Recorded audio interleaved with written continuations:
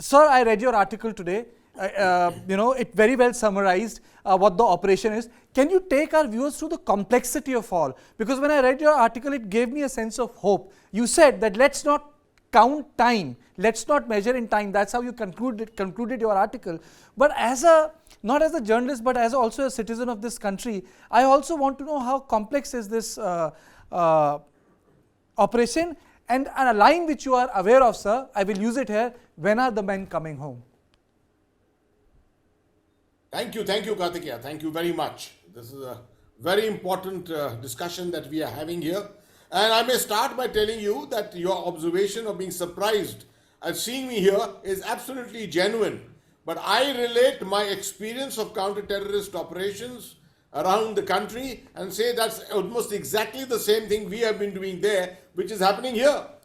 What we are doing is getting every agency on the task. It's an all-of-government approach which is taking place. The government of India, led by the PMO and the Honorable Prime Minister, the highest authority, is leading it. There can't be a better thing. All-of-government approach, which we have always desired for all kinds of operations, complex operations in different parts of the country. That's the first thing I want to start with. Yes, this is a very, very complex operation which is taking place here.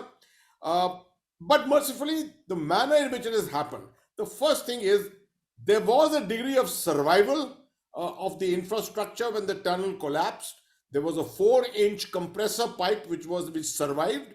There was a lifeline in terms of the power. The power conduit did not get cut. So the perception that there is darkness inside, it may not be entirely right. There has been power right through all this time. Through the 4-inch pipeline, they could send some small items at that time. They did not want to use it to send large items, because if that pipeline got stuck, then there was no way that we could support the people inside. So they sent dry rations, small survival rations and things like that. And of course, water was also transported inside.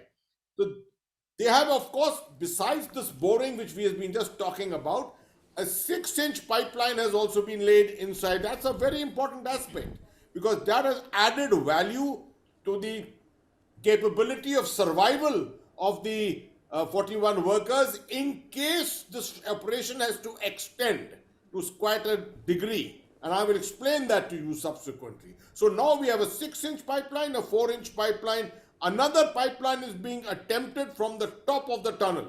So ultimately, we may have 3 pipelines available here in terms of the logistic capability to be able to support what's happening inside. Now, the important aspect is this is the most viable option which is being followed.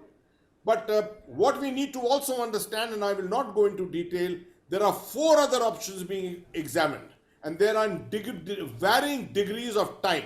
The last of them may take as much as 45 days to 50 days. And that is why it's important that keeping all options alive, the workers inside, they must have the survivability, the capability to survive inside. You will be very happy to know, your viewers will be very happy to know that the government of India and the government of Uttarakhand have actually even gone to the extent of arranging psychosocial counselors, so that now that the communication is established, they could be able to speak to the people inside and counsel them, keep them psychologically strengthened at all times to be able to take the stress and strain. Because isolation and for a long time in a stressful kind of an environment, it has a tremendous impact on the human mind. Psychosocial counselors are kept outside also, that once the rescue takes place, immediately all of the workers, particularly those who require it at that time, will be subjected to that kind of a counseling. So that this is a professional thing we are seeing happening, which doesn't usually happen in any operation of this kind. Now, having said all that, let me come to the technologies of this particular operation going on. Very correctly said by your correspondent, very correctly explained. It had gone to 45 meters, but then thereafter, the debris which has fallen is the debris of the tunnel, the roof of the tunnel. There is concrete, there is cement, there are girders, and there is a lattice work of iron rods. Any of this could be encountered. even in the remaining 20 meters or so, which we are talking about, or maybe 10, 15 meters, you can encounter these obstacles 2, 3, or even 4 times. And that's why we have only made progress of 1.5 meters today. So you can see that 10, 12, or 15 meters could very well take you 5 or 8 days to cover. And you cannot take risk. You cannot just use brute force. This has to be done scientifically with the right amount of pressure.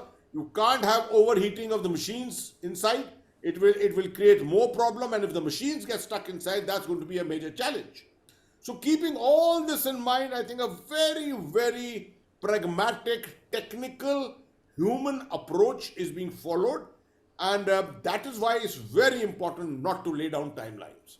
Because if you start laying down timelines, there are incorrect perceptions created and hopes created in the minds of the public and the relatives, and the workforce which is here also gets endangered by those timelines.